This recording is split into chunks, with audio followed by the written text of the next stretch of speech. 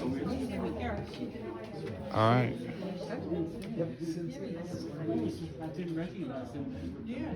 Yep. We're going. Well, welcome everyone to our 8x7 poetry reading. 8 poets. I will start again. Got everybody's attention now? Let me put this a little lower too. All right. So I'd just like to welcome everybody to the 8x7 poetry reading. 8 poets from 7 states across the country reading for you tonight. I will put a little asterisk on that and say that sadly one of those 8 at the last minute was not able to come. However, we asked him to send us some poems for us to read on his behalf. So he will still be a part of the reading, though you will be deprived of his luminous presence. And I say that in all honesty. So we're sorry not to have Jamie Ross with us, but we'll finish the reading with his poems nonetheless.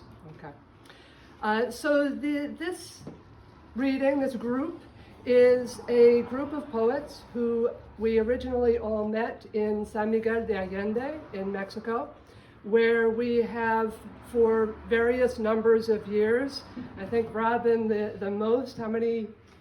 20-something. 20-something years, going to this poetry conference, the San Miguel Poetry Week, in January of each year in the highlands north of Mexico City. And it's a place that draws us back each year. The place itself draws us back. Each other draw us back, and the poetry draws back. It's a gathering of craft and spirit, which has rendered for us a really cherished community. So periodically we try to get together, some of us during the year, in different places around the country as well. And I've been honored to host a number of my poet friends from that circle each June somewhere in the region. This week, the 7 of us have been in Williamstown at a property called the Brookman. And we've been writing together and critiquing together and just living in community and in poetry for the week together. So this is just an offering from us to you, sharing some of our work. So what will happen is that each reader will read a short selection of poems in turn. We have posted a couple places the reading list so you can sort of see the names and know where we are. And then we'll in turn introduce the next reader. Okay. So it is my honor to introduce Carl Auerbach to start things off. Now, Carl and I started going to the San Miguel Poetry Week the same year. Our first year was the same year. I believe it was 2002. So it's been a while for us too. So Carl Auerbach is an emeritus professor of psychology at Yeshiva University, specializing in the psychology of trauma, with an emphasis on collective trauma and mass violence. His poetry has been published in many literary journals, and he has been nominated for 4 Pushcart Prizes, 3 for poetry and 1 for short fiction. Okay, so I'd like everybody please to join me in welcoming Carl Auerbach.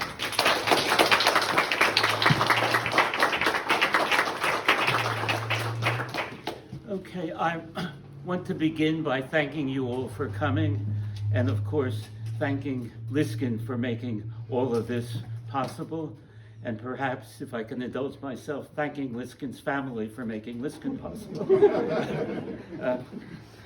As some of you know, several years ago, I had a Fulbright fellowship to teach and do research at the National University of Rwanda.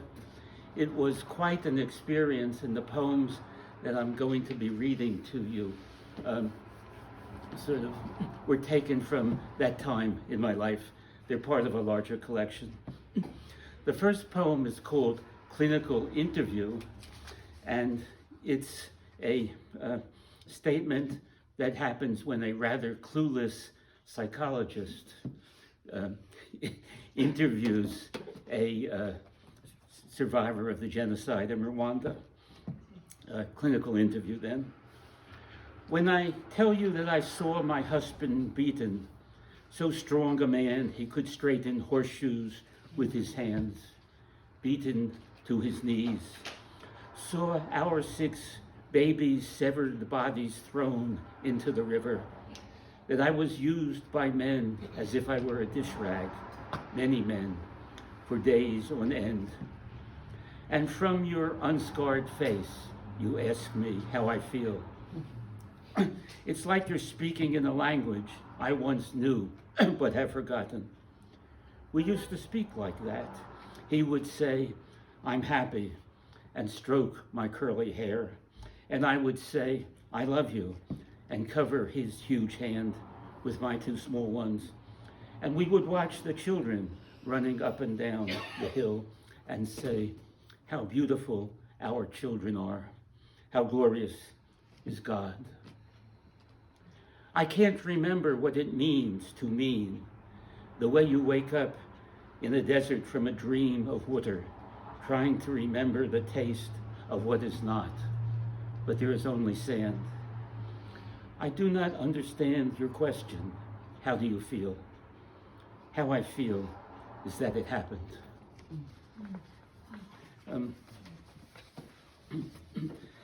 The second poem is perhaps a little more dreamy. It imagines a baby who somehow slept through the genocide.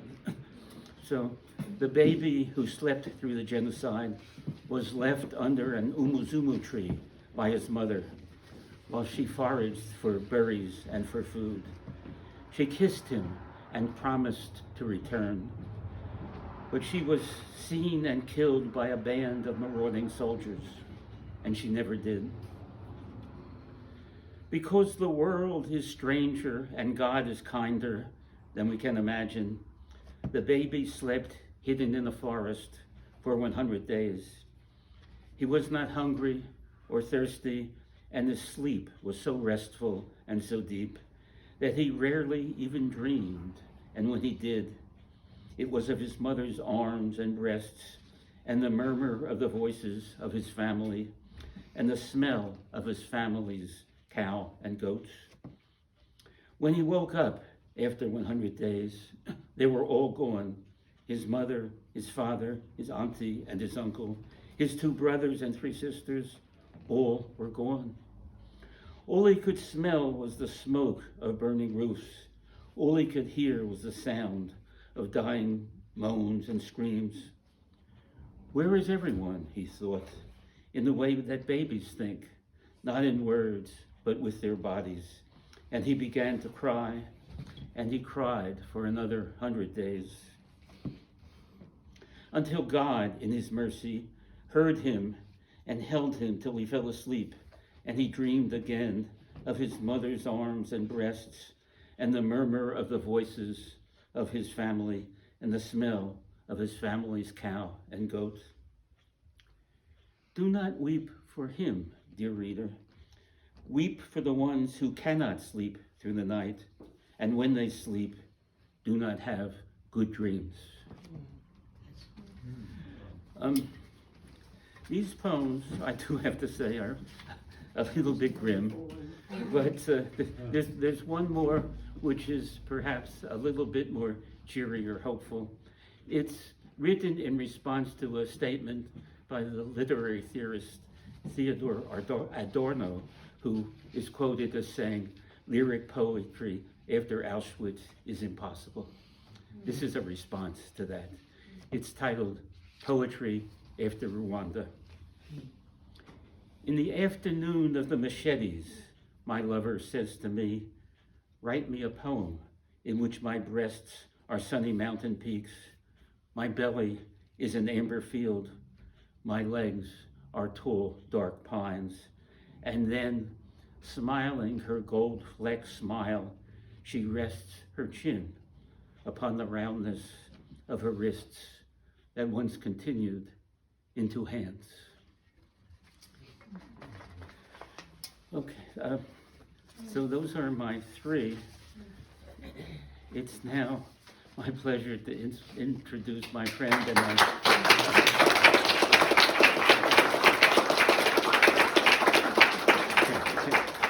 introduce my friend and poetic colleague, Robin Schofield, who now I'm going to read her bio. She's the author of Flow, which was named Southwest Book of the Year in 2019. Congratulations, Robin.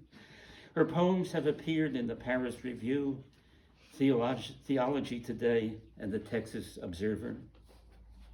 Currently, her poems appear in the Texas Poetry Calendar, the American Journal of Poetry, and the Hole in the Head Review. She writes with the Tumbleweeds Project in El Paso, Texas, where she lives with her husband and her Belgian Shepherd dog, Robin.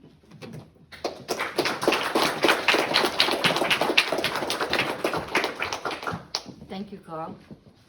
I'm going to read a couple of things. One thing from my book, Flow, which did win an award, and it was very surprising at the time because I went to the little dinner they gave me, and there were all kinds of other publishers there, like from University of Oklahoma, University of Arizona, University of New Mexico, and well, I kind of did this one myself with a friend of mine.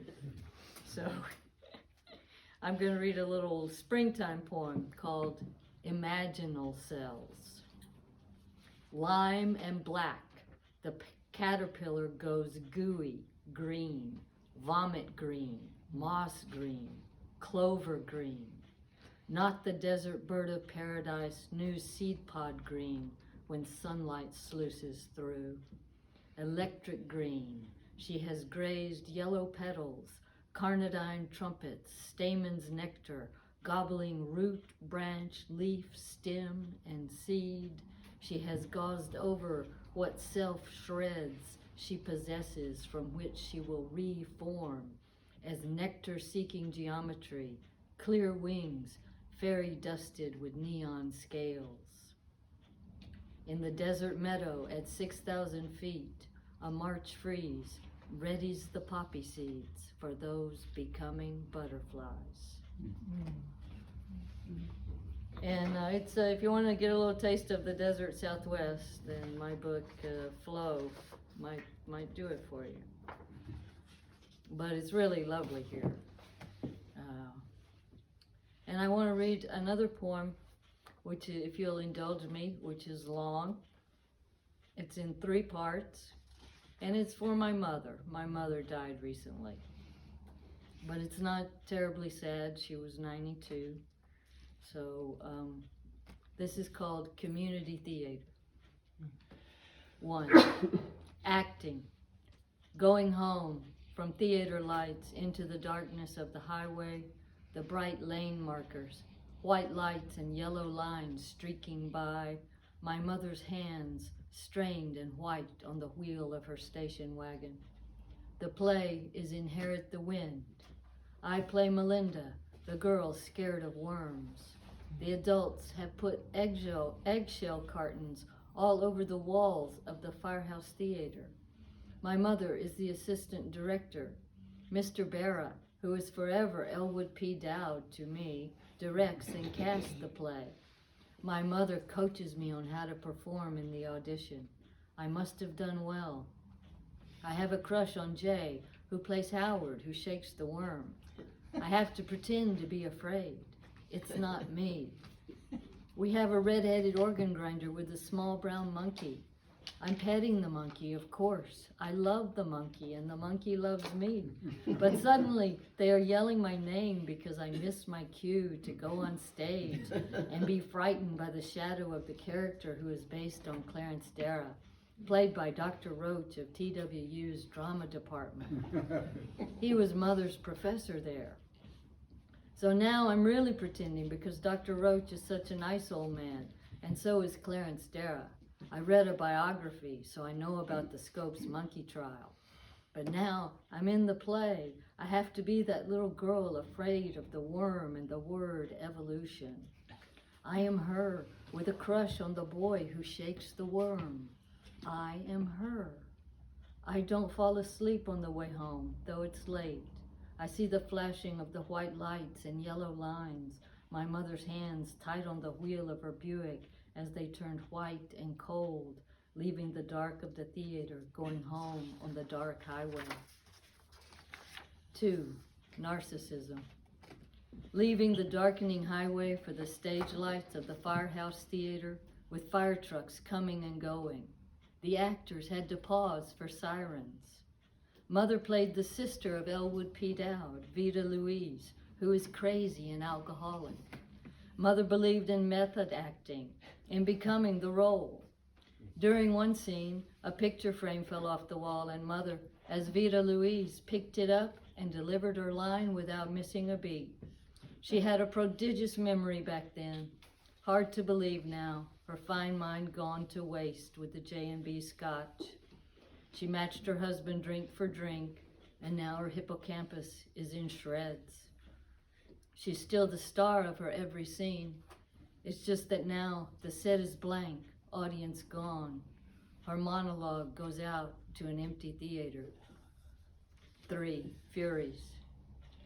She declares again her grievances to an empty theater with brown egg cartons on the walls, her cheap acoustics. It's dark in the theater of her dreams.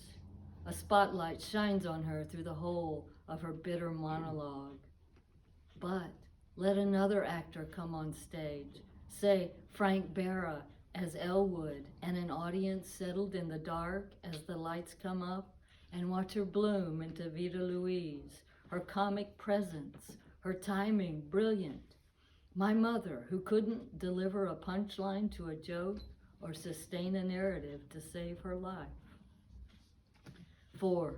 Crosswords. To sustain a narrative to save her life, she made certain myths to hold dear. Her rotten childhood with her Aunt Jetty, she fabled it rather than face the pain. Her mother sick with TB, her father in the oil fields. Whatever the intention, she was abandoned, and Aunt Jetty was in a foul mood for 40 years. My sister and I pieced it together as adults. When her mother died, when our mother was in her 20s, she took some keepsakes, Haviland china, cedar chest, jewelry, and her father sued her. My dad couldn't forgive him. Mother pushed it into that dark place in her mind where she hid such things. Late in her life, she claimed another fable, that her father had called her every day. Made-up memories were all she had. Such love and longing she reserved for him, the one who had abandoned her. For us children, who were shadowy characters in her theatrical mind, she had crossed words.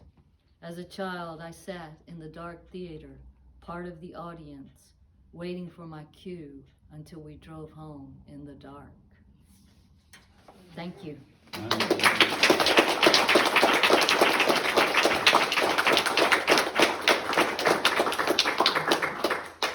Okay, it's my real pleasure to introduce my colleague, Casey Charles, who lives in Missoula, Montana, and Palm Springs, California. His first book, The Sharon Kowalski Case, Lesbian and Gay Rights on Trial, 2003, was nominated for a Publishing Triangle Award in Nonfiction and a collection of essays, Critical Queer Studies, Law, Film, and Fiction in Contemporary America, followed in 2012. He is the author of 2 novels, The Trials of Christopher Mann and The Monkey Cages, which appeared from Lethe Press in 2018. He has also published 2 poetry chapbooks, including Bloodwork, a collection of poems entitled Zicatella, came out with Foothills Publishing in 2019. Charles's writing draws on his experience as an activist, a trial lawyer, and a researcher. So, Casey Charles.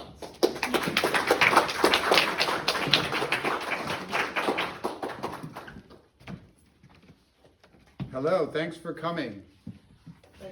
Oh, Liskin, don't worry. It's cool. It works.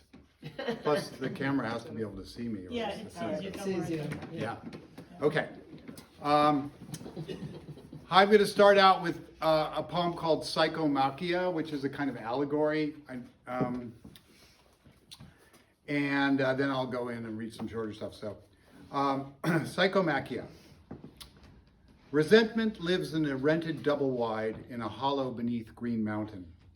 He doesn't know why he lives on frozen pizza, why his daughter Joy never calls, why he agreed to pay her tuition, send her to Paris for her honeymoon with that jock she fell for, the one with the washboard stomach and 6 figures, the one that prays for gays. Resentment hates jocks because jocks hate him, because jocks hate homos, even if they are homos themselves. Why does everyone watch playoffs anyway, he wants to know. Why do they change channels, yell at screens? Why does he have to press 2 if he doesn't want to renew his warranty? And his neighbor Stu barking like a cattle dog? Why? What did Ree do to deserve a screaming trampoline next door? Mad Magazine out of business? Really? Is there no hope in Mudville now that Midas Muffler went south? Abandoning him and his Dodge Ram. At the gods, Ree shakes his fist. Useless, he knows, because he hates gods, hates bishops condemning his right to marry, even if he shuns wedlock. He tried with Ty, but it didn't work. Ty moved to L.A. He hates L.A. Ty, too, he cannot stand. Ty left him, took his violin and his sourdough starter, drove off in his Caprice. Good riddance. Let him live in Tinseltown with his Chevy. Fine. But where is his next Vic, his next project? Now that his rich mother passed over penniless. Then there are these ghosters on the net. What prompts them to erase his smiley face? Why these constant postcards from pity asking him to join gated communities? Good God. And still, after all these years of looking, why can't he find the Sea of Tranquility on the moon? So that's a little allegory. And then I was looking for a Easter, obviously I'm from the West, but I went to graduate school in Buffalo, so this is not totally foreign country for me. I was in the Queen City for many years. So I have a Eastern poem called The Middle of Nowhere, it was in Vermont, but it's close enough. Vermont is not the middle of nowhere, but the poem is called The Middle of Nowhere, okay? I wanted to find someone who liked it out here on the top of this hill in the Green Mountains. Someone who picked a fist of chicory, blue and bright after rain on the steep field, reached for spores floating across the road, turned to dirt after asphalt cracked, ungraspable. Someone with sore muscles.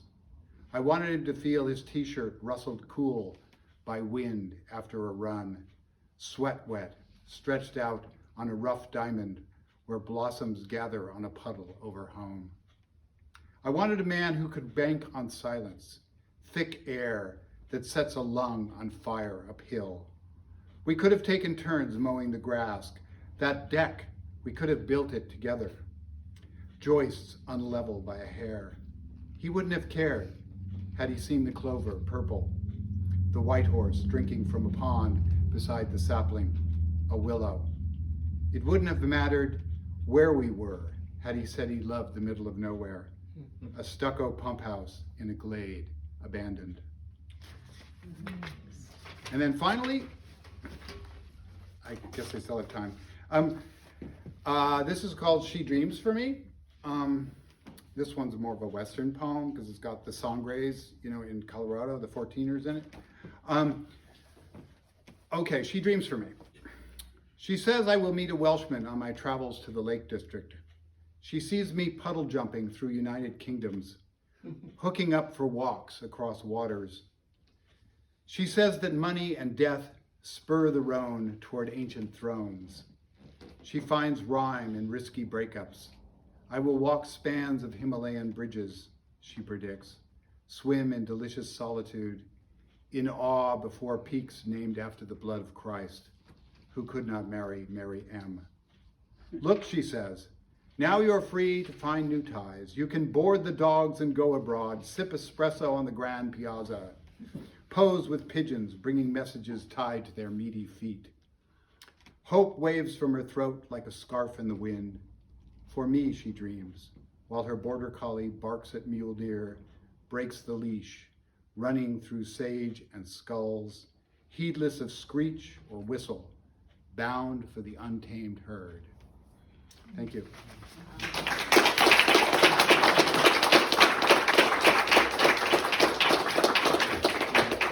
Okay, I'm happy to introduce Sheila Ronson, who's just the greatest person in the world, basically. So that's what's on here, I think, anyway. And I have a kind of subjective point of view, but nonetheless. She's a poet and a psychoanalyst in New York City. She has been a regular participant in the San Miguel Poetry Week with the rest of us, and her work has appeared in Main Street Rag, Poetica Magazine's Mizmor Anthology, Picaroon Poetry, and Sin Fronteras. Please welcome Sheila Ronson.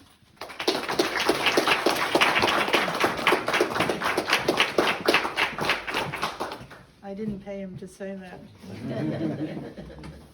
I'll pay him back some way. Thank you all for coming. I'm going to start with a poem called The Camel Beauty Pageant, which actually occurred. I was inspired by just a line in the New York Times about it, and I couldn't believe it really exists, but it really exists.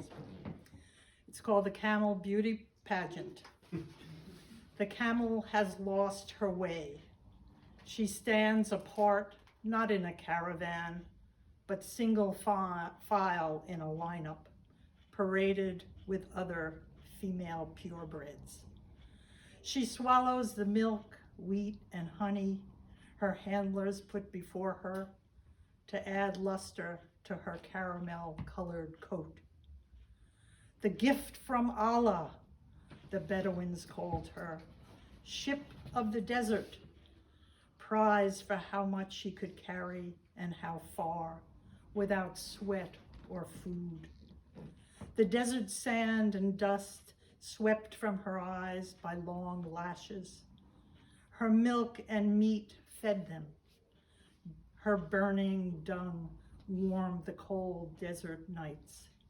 Her hair yielded cloth for shelter.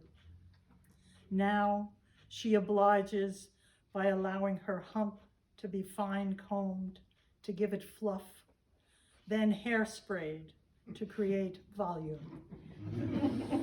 Though the Arabian morning mists undo the dew. Entering Medina, the Prophet Muhammad told his followers his camel was guided by Allah. Let her go her own way, he said. Where she knelt marked a sacred site that became his home.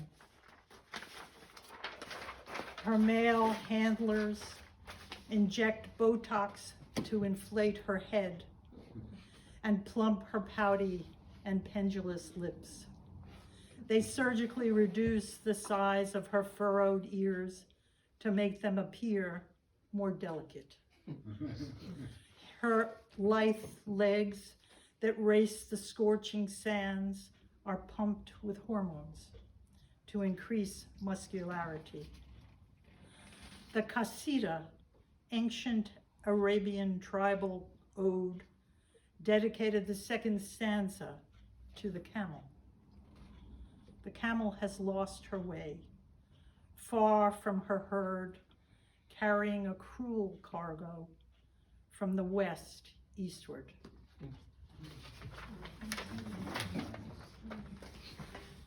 The second poem is inspired by the British poet James Fenton. It's a poem he wrote called Out of the East, which is about, it's told from the point of view of a teenage Khmer Rouge soldier in Cambodia during the war. And my poem is called, so it was really inspired by him. My poem is called Out of the South. Out of the South came hatred, out of their mouth came rage, out of their hands came a noose, and out of the soil sprung blood, and it covered the shoes like water, and a blustering wind grew, and blew the message in the snap and sway of the rope. And they came in coonskin caps with gigantic animal antlers. They danced and pranced, fiddled and diddled in colorful robes, then changed their clothes to play the roles of the slave, the dandy, the mammy.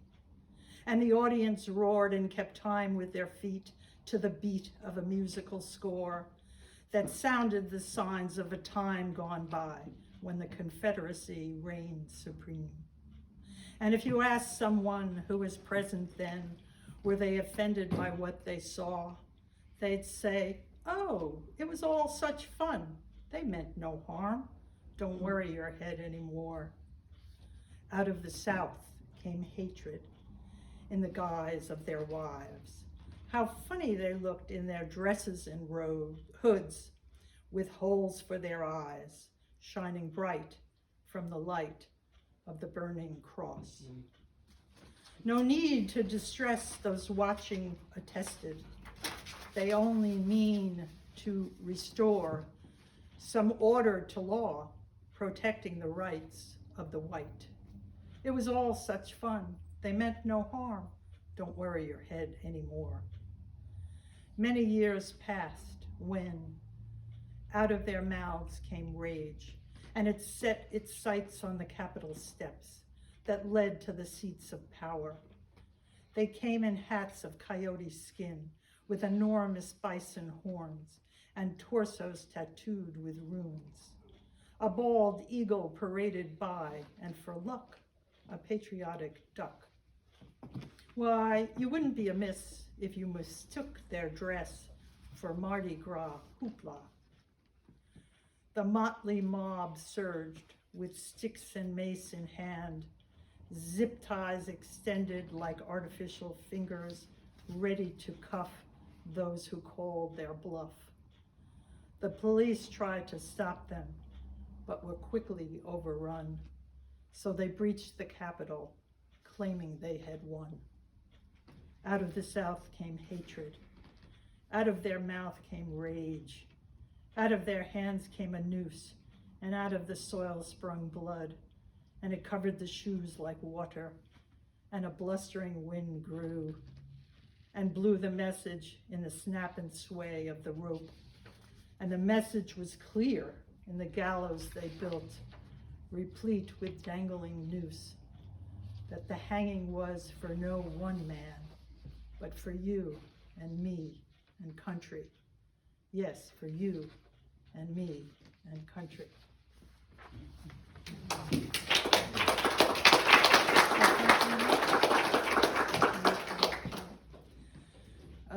This is called The Critics, so it's kind of interesting.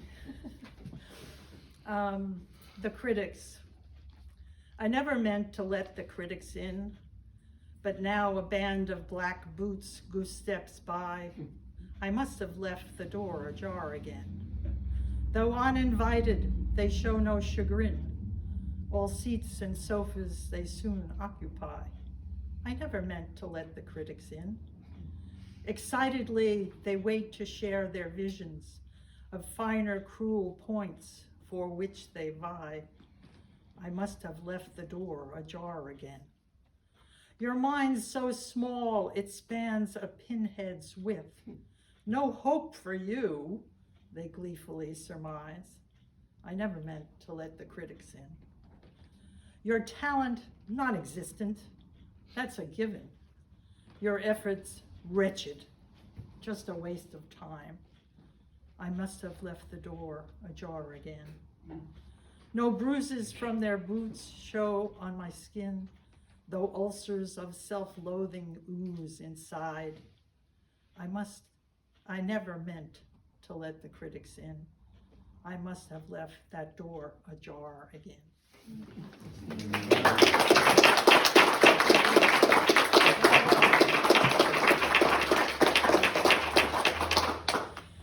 Whew, thanks. It's my great pleasure to introduce Carla. God, it would be my great pleasure to introduce everybody here. It's just so remarkable. But Carla Hagen, her debut novel is called Hand Me Down My Walking Cane, and she won the 2012 Midwest Independent Publishers Awards for literary fiction and historical fiction. And her work can be found both in anthologies and journals. place, especially the Minnesota-Canadian borderlands, the Mississippi River and Mexico, informs her work. She walks, swims, and writes in St. Paul with her husband, a poet.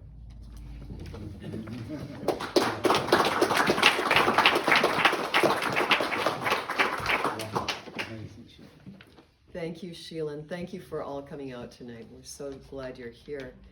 I live in St. Paul, Minnesota, and as you probably know, or most of you probably know, Derek Chauvin, who's the cop who killed George Floyd, was sentenced today to 22.5 years. A good thing. This poem references him. Mississippi Walk. A gulf-bound barge churns the river. Cars awake, keeps going. Captain waves from the deck. I wave back. So do the boys fishing for sunnies, but we're left behind on the bank while the boat rolls by. Helicopters buzz overhead. Killer cop just bailed. Marchers fill the streets. Proud Boys promise civil war. At home, the cat pees on the comforter. That warms my husband. He struggles to walk, can't join my water treks. If I had a wetsuit and a mermaid tail, I'd plunge in and swim so far down the river, I'd leave it all behind. Outstrip the barge, eat fish I catch with my teeth. For God's sake, don't dare me. My people are from Norway and Sweden, and this poem is about my grandfather, who I never met. He died on my father's 12th birthday. He was from Sweden, my grandma's from Norway. I've been sort of like an archaeologist in the last several years, trying to figure out who he was, what he did, the things he suffered, his joys in life. This is called Grandfather. Grandfather, black hair, rough boots beneath your only suit, dark like your history, eyes slanting down, seductive with despair. Just one portrait, then death, on my father's 12th birthday. You just 42, from God knows where in Sweden, no kin save your wife, your brood of 4 to tell your tales.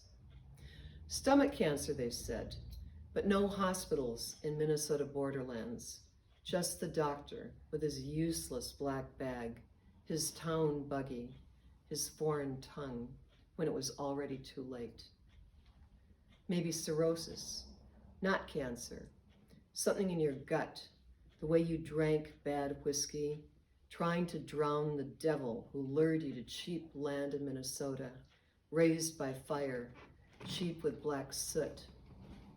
And my grandma Anna, the dark beauty you somehow caught, her head tilted to one side, always seeing you. Your horsewhip punished her and my father with his cocky smile, your hands far too gone for tenderness. All of that taken by chattel mortgages, a hay rake, Queen the gray mare, a Rock Island wagon, a plow to clear the fields. In the demand letters, we know you have been sick. Do not pay more on the horses. We will come to reclaim them. Your debtors never knew your real name. Halgeson, vowel-rich, elongated, unlike Hagen, courtesy of Canadian customs, which you left us with scraps of notes for American citizenship test, and your blue eyes, our legacy.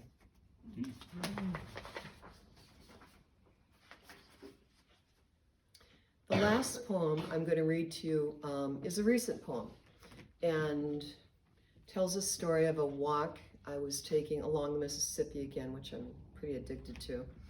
Bodies of water in general. I guess I'm got a strap hanging out here. And it ended on a beach, and this is about the man that we met there. It's called The Caretaker. The bleached log calls to us, waiting on this slender strip of beach. until the large man with a red beard comes muttering to collect firewood, hefts load after load, carries it down to where he lights a fire, then goes to his tarp tent, returns with a fishing pole baited with a dead mouse. The fish like it, he said. Later, he shows us a wooden structure he's built in the trees. A small tower, half an outhouse, an arrow to the sky, and the shrine he tends, clamshells pressed into the sand beneath a tree, Virgin of Guadalupe, votive candles, stones, some painted, red plastic roses, a name, Toby, Tovy, the word love misspelled. Whoever it was, he tells us, jumped from the bridge above. When we leave, we step quiet.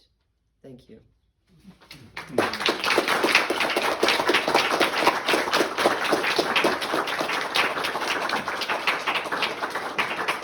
Thank you so much. Yeah, that'd be great.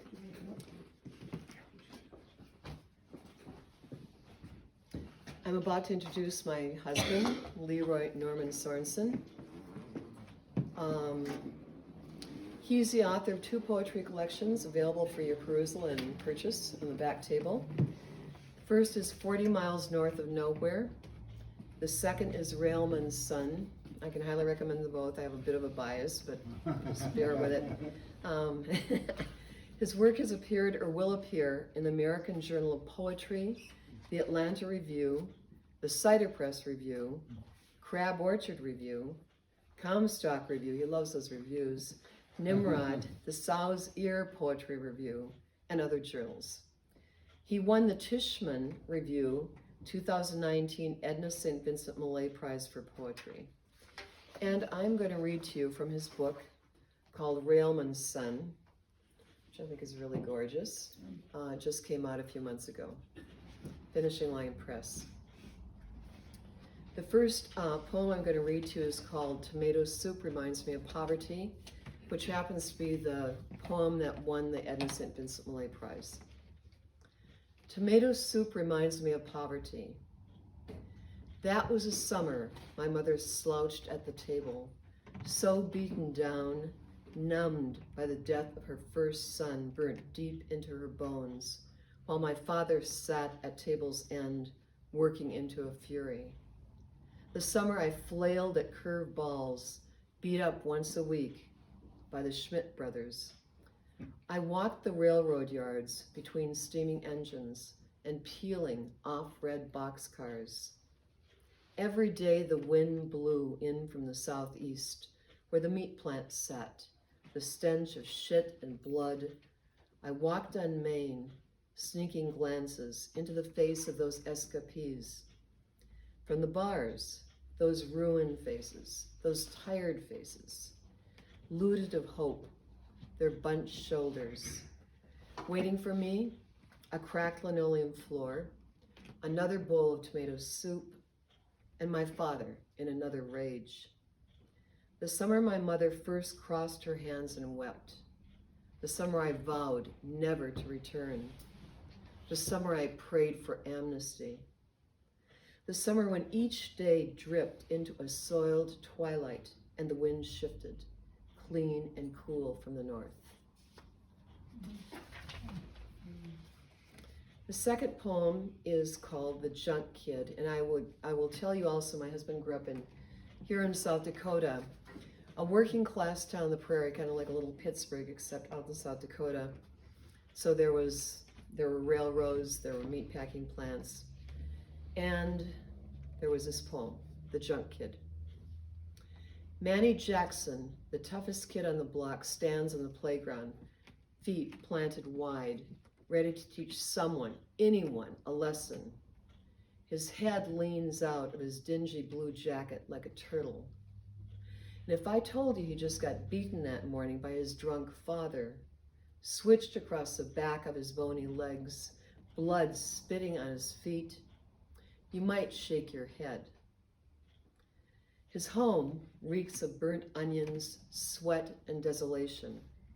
He sleeps with 2 brothers, one who, most nights, pisses the bed. He has trouble inhaling because of his broken nose, broken by a raging father. And if I told you his mother stands on a street corner, lost, unable to cross, because devils lurk in the grocery store, or hide out in the bathroom behind the closed door, the door with peeling yellow paint, you might shake your head again, more slowly. Her preacher man looks down on Manny and tells me he deserves what he gets. You don't want to stand too close to him in baseball warm-ups. He's got a sour smell about him, sometimes has head lice. He often cries in the bathroom at school. Manny is a junk kid in a junk school. I once heard him singing in that run-down Baptist church off Main, singing with a voice so pure my heart ached. What if I told you I saw him on his knees on Percy Boulevard, holding a dead yellow cat, weeping, fist flaying the air, looking for anyone to blame. He goes to Nam, loses one leg. What if I told you afterwards his left hand shivers so much he can't hold a fork? What if I told you that I will never enter a kitchen smelling of fried onions and not remember Manny, that junk kid, and think I love him like I love my brother? I love him. What if I told you that?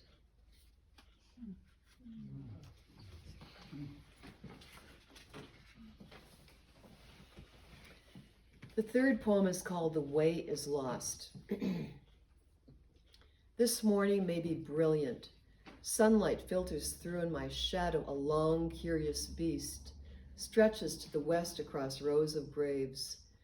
Year after year, I forget where the plots are, even though the headstone stands sentinel and the same paved trails snake through green nubs of prairie grass. Below the roots, old Bibles, decayed shoes, gray tweeds, and simple A-lines. It's important to look good before the casket closes. Off to one side, a fresh grave dug, a coffin laid, peonies and roses strewn. I can almost hear the wails and hymns. I walk with small, wary steps, unsure of the way, walk toward a ravine where the sun fails to warm, where my dead reside. Buried with them, the memories of bars painted with stench, howls for their dead babies, the sudden need to dance even in black debris. I am old with this grief, tired of its yoke. And finally, the last poem is called Homework, after Rebecca McClanahan.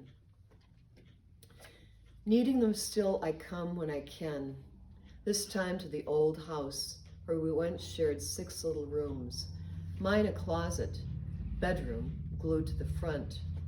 The house where my father raged at me, raged at his life, and at my mother, cowed on a broken couch, her eyes hazel slate. I studied hours into the night, alone so I could escape. Just my father snores for company. My father seemed a giant then. My mother, someone to protect. There were the days she lay in bed, one son already dead. There were the nights my father dragged me to this pool hall or that bar. How easy to be so alone in such a tiny place. How I now listen to the silence that has never left me, aching for a life other than the one I had. How little there was. Thank you.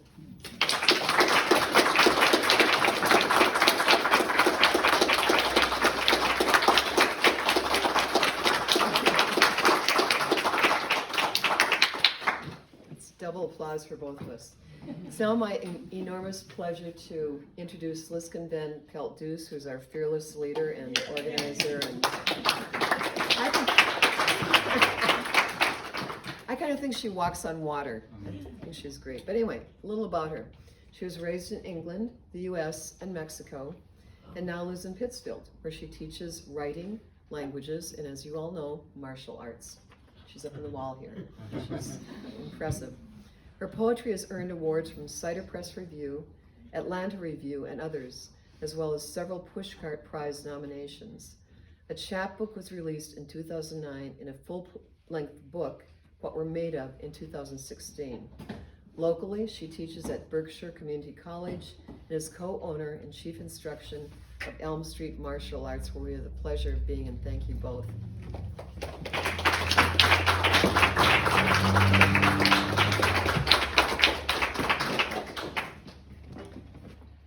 Well, thank you, Carla, and thank you all once again, and thank you to my fellow poets and readers for a wonderful reading. It was just great to hear you.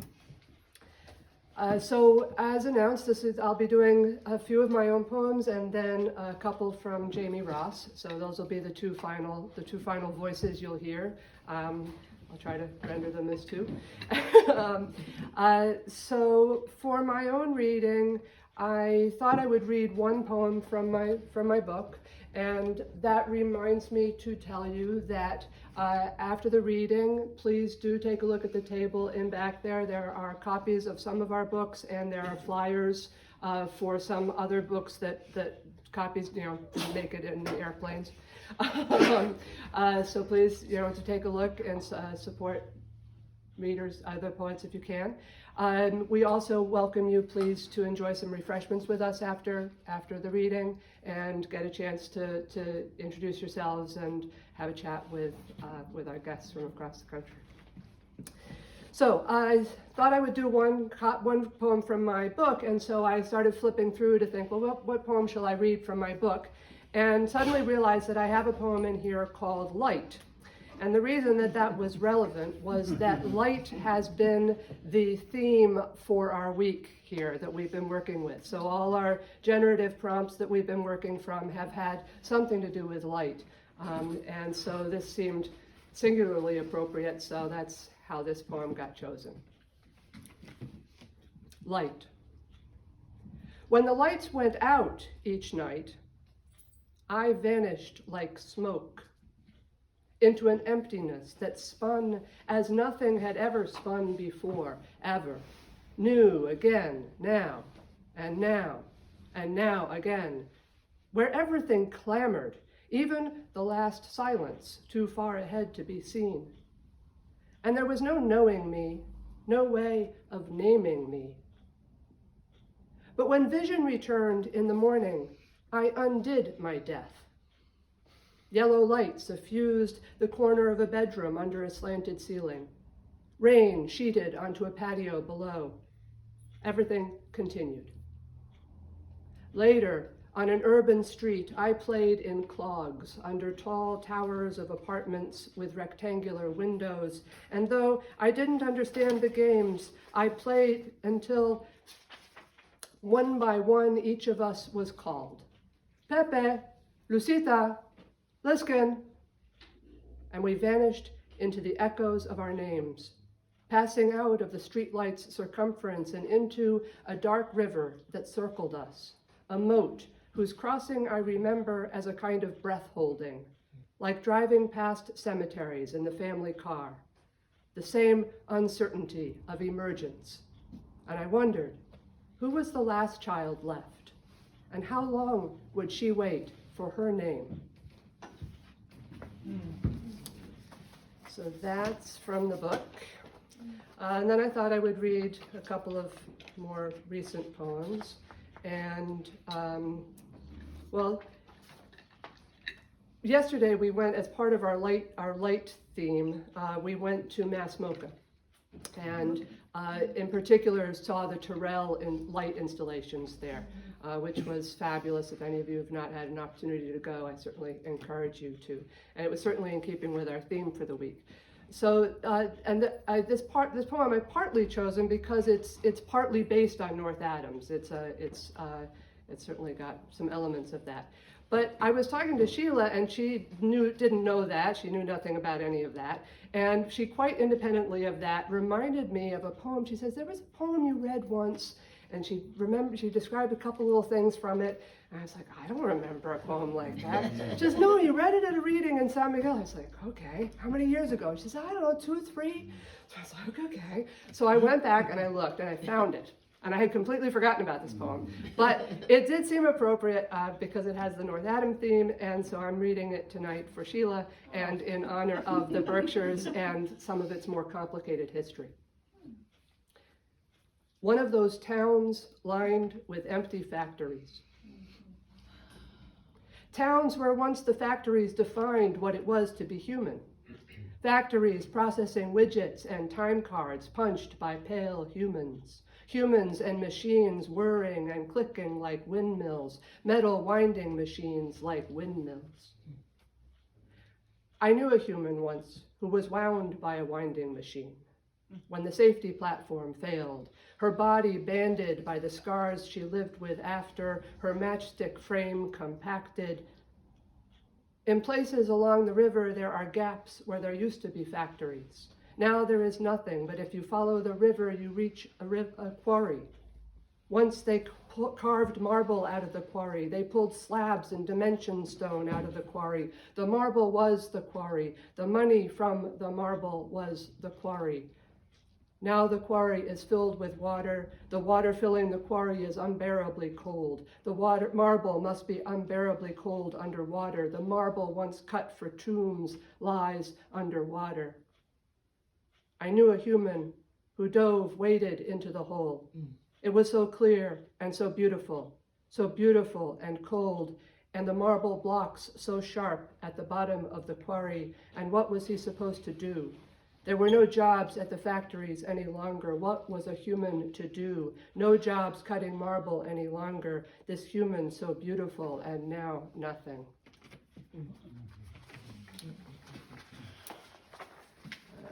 And I'm going to finish with a very recent one. I guess my most recent one, and we just workshopped it this week, so this is a brand new trial read. All right. Loner Crow, and that's loner, L-O-N-E-R, not L-E-R. Loner Crow. A crow is clacking invisibly in the foliage where he flew after holding vigil at the top of our dead ash tree. Black guard surveying the yard, a rare loner crow, hanging around lately without a posse. More often, there are 4 of them. When I was a kid, my mother would call whatever quartet showed up to perch on the rocks outside our cabin, Matthew, Mark, Luke, and John. And I was maybe 12 before it occurred to me they might not be the same birds year after year. I was just learning about death, beginning to understand that one day someone is gone, just gone, and everyone else carries on. From the outside, no way to know anyone's missing. What happened to my crow's companions? Where did my mother go?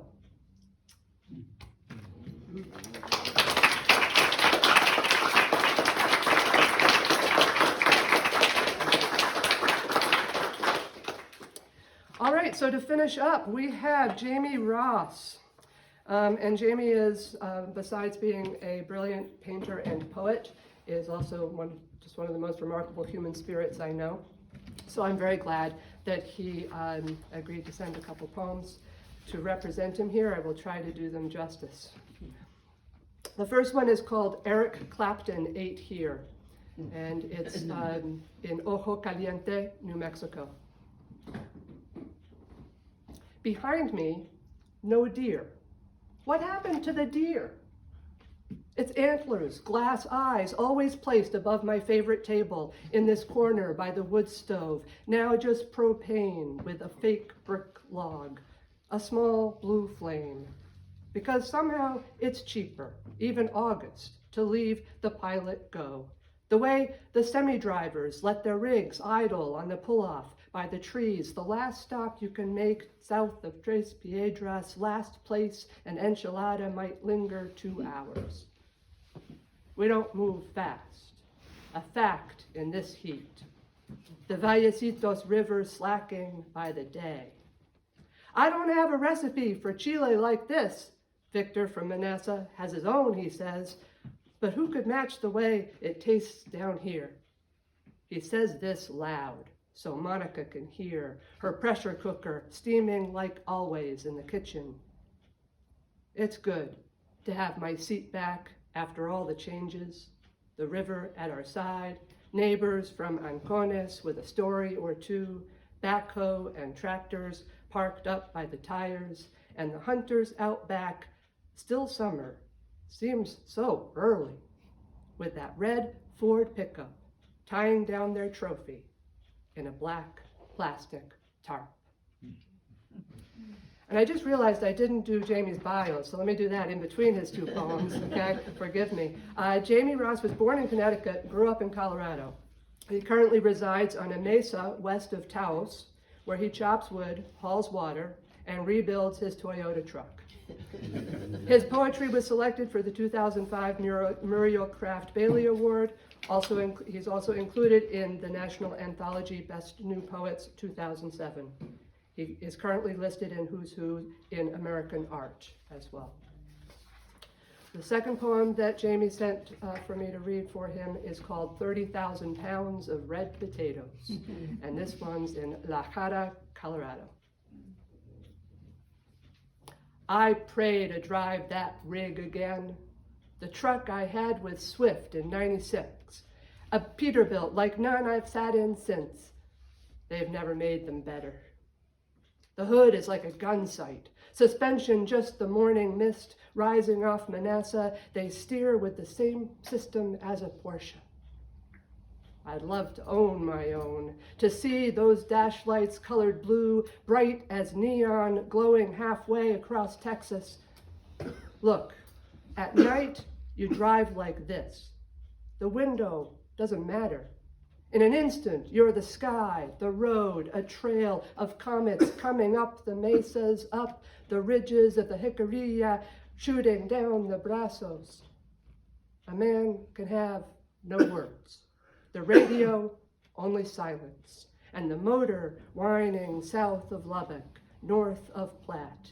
Can't tell you where the light strip leads or what you've left behind.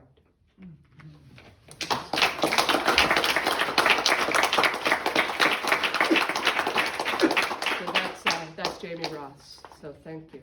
So thank you all again once more for coming and for your attention, and I do hope that you will join us for some refreshments and a little visiting time before you